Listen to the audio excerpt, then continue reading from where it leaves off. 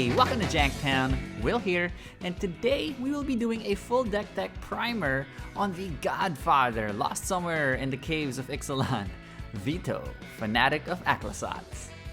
So Vito is a 4-mana value 4/4 flying vampire demon with an ability that reads, whenever we sacrifice another permanent, we gain 2 life if this is the first time this ability has resolved this turn. If it's the second time, each opponent then loses 2 life, and if it's the third time, we create a 4/3 white and black vampire demon creature token with flying.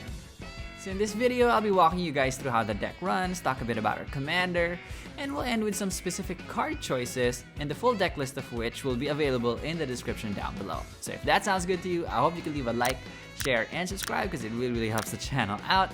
And with that out of the way, let's get into this analysis.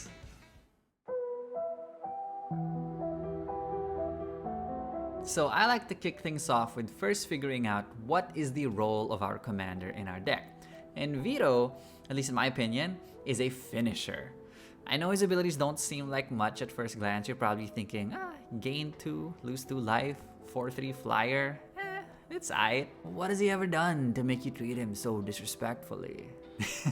Now, these abilities are all payoffs, and they're pretty decent, at least in my opinion. If we had a game plan, even if it's convoluted, he can come in and seal the deal for us. I mean, sure, Vito gives us a lot of hoops to jump through, but a couple of notable things. One is that these abilities trigger on every turn, and 2, these abilities trigger off of sacrificing any permanent. So whether that's going to be creatures, artifacts, lands, whatever, they all count toward the sacrifice tally. So while on the surface it does sound like a lot, if we build our deck around this mechanic, it's actually pretty manageable.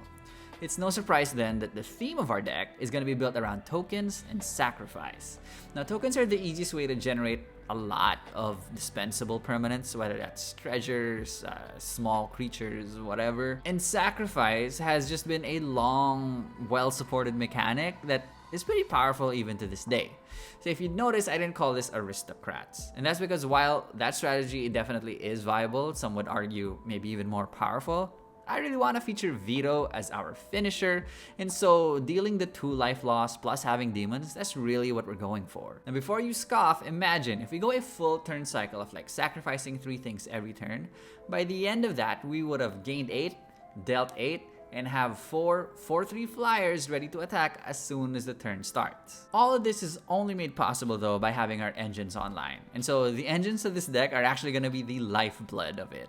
Vito is kind of like just the Godfather. You know, he sits back, he comes in and finishes the job, but really what will make or break our game plan is whether or not we can get our engines up and running. One half of the theme is tokens, and token production is definitely a priority for us. We're gonna want a mix of steady, reliable token production, but also balance that out to being able to just burst tokens out so we can just suddenly pull ahead. The other component is the sacrifice part, and if we're living the dream of sacrificing 3 things a turn, that means we place a premium on having repeatable sack outlets. That means even if an ability is really good, but it costs us to like tap and then sacrifice, we don't want that because that'll restrict us to only 1 activation per turn cycle, which is just way too slow for what we're trying to do. Now, if we get our pieces up and running, then there are essentially 2 broad paths to victory.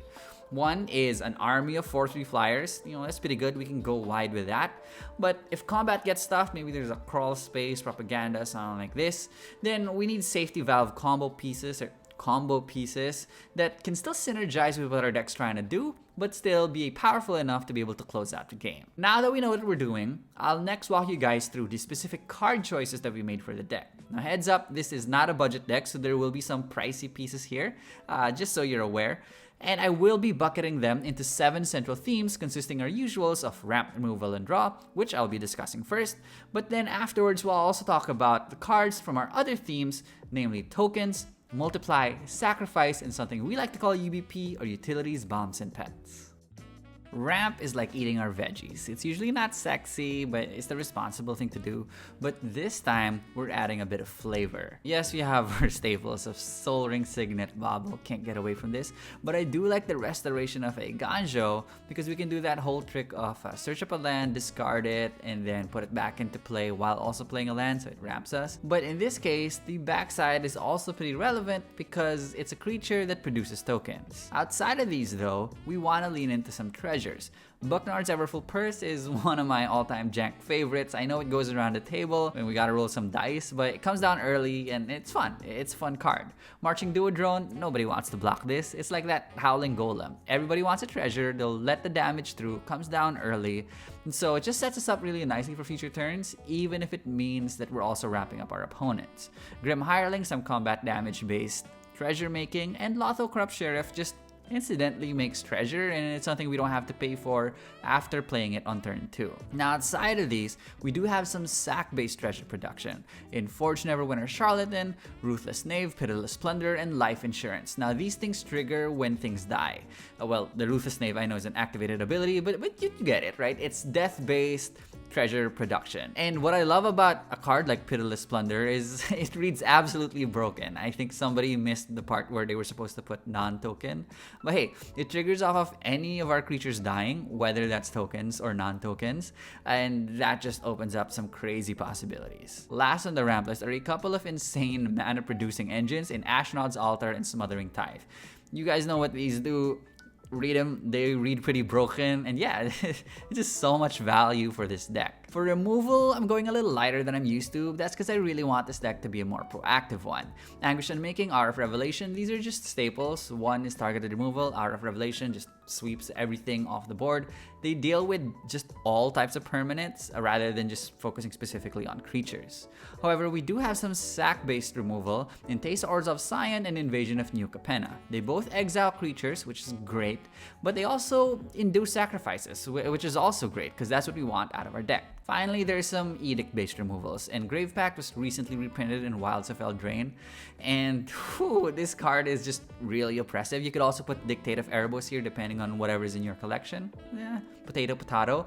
The other one is Liliana Dreadhorde General. I really love her minus ability. Sacrificing 2 creatures is pretty painful for the normal non-token based deck, and hey, when a creature of ours dies, we get to draw a card. So just so much value packed in this Planeswalker, and it's probably one of the better cards actually in our deck. For draw, we're not running any tutors, but that's fine. We are running a lot of card draw engines because we want to be able to continuously dig and put pressure on the table. Black Market Connection is just an amazing card. We can produce a treasure, we can produce a shapeshifter, so both tokens that we might want to sacrifice later on, but it also draws us a card for 2 life, while Staff of the Storyteller comes in with a token, and whenever we make a token, we then put a counter on it, which we can then use to tap itself and then draw us a card. Outside of sack-based stuff though, since we are making a lot of these small tokens, Welcoming Vampire and Tokasha's Welcome both read fairly similarly, and they're just great. Like, they're so consistent in what they do. Sure, they only have that once per turn clause, but that's more than enough, especially when combined with our other draw cards. Corrupted Conviction and Deadly Dispute are a pair of sacrifice something, draw 2 cards type of things. Deadly Dispute even makes a treasure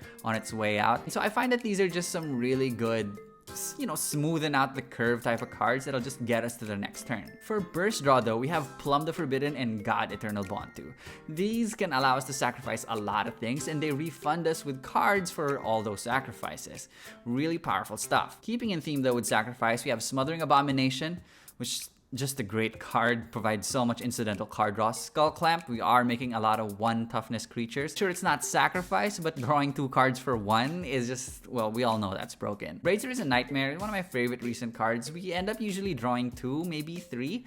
Very rarely do we just draw 1 or even draw nothing out of this card.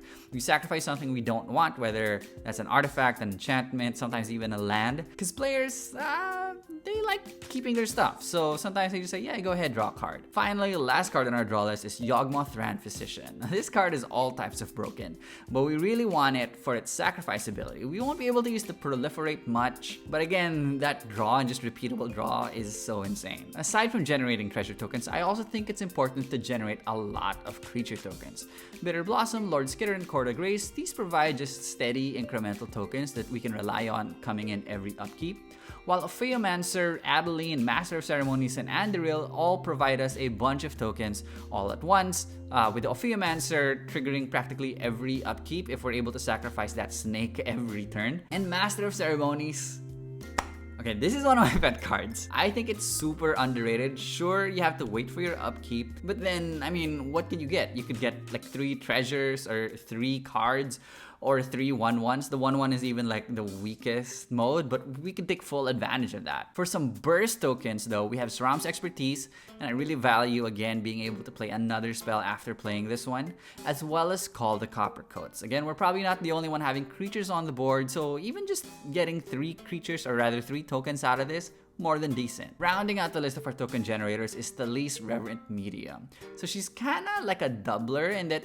depending on how many tokens we create that turn, she then creates that many spirits. This triggers on every end step. So if we're making tokens, let's say with Smothering Tithe on someone else's turn, we then create that many spirits as well on the end step. So we've seen treasure production, we've seen creature production. Multipliers are what will take us to that next level. Mondrak and Anointed Procession double any type of token that we make. This is crazy. However, something better than doubling our tokens is tripling our tokens. And the new mythic from Lost Caverns of Ixalan is Orzhov Tak. Sure, she only triples creature tokens. Boo-hoo. But that is insane. No, it's insane. If you attack with Adeline, who usually makes 3 tokens, you're now creating 9 1-1s?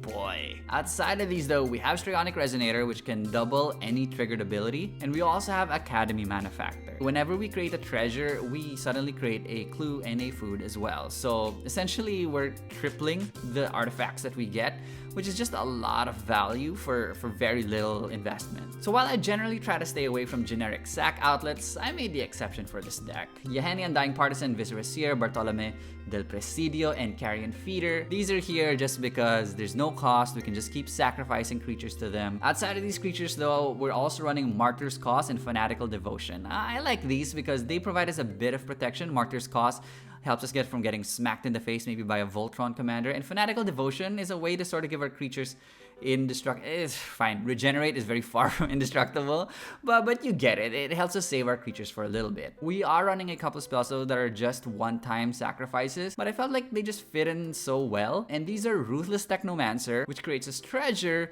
based off of the power of the creature that we sacrifice, and Lich Knight's Conquest. It lets us sacrifice multiple things at once to be able to get a bunch of things from our graveyard back to the battlefield. It's just a way to give this deck some extra resilience, especially since we're quite prone to being blown out. UVP time. Going wide with a giant army is fun, but sometimes we need alternate win cons, and this is where the Aristocrat kind of theme shows up. Bastion of Remembrance and Ila's Ilkor Sadistic Pilgrim are just Aristocrat pieces. Whenever we sacrifice a creature, poof, ping the table for 1. Yay! However, we are making a lot of tokens outside of just creatures, and so Mirkwood Bats and Nadir's Nightblade care about any token now leaving the battlefield. I mean, they have their own nuance. Mirkwood Bats pings opponents whenever we create and sacrifice, while Nadir's Nightblade doesn't necessarily care about the sacrifice clause, but as long as they leave the battlefield, maybe from a wipe or something, we then get to deal a lot of damage. However, combat's still our main jelly, and therefore, we are running Moonshaker Cavalry.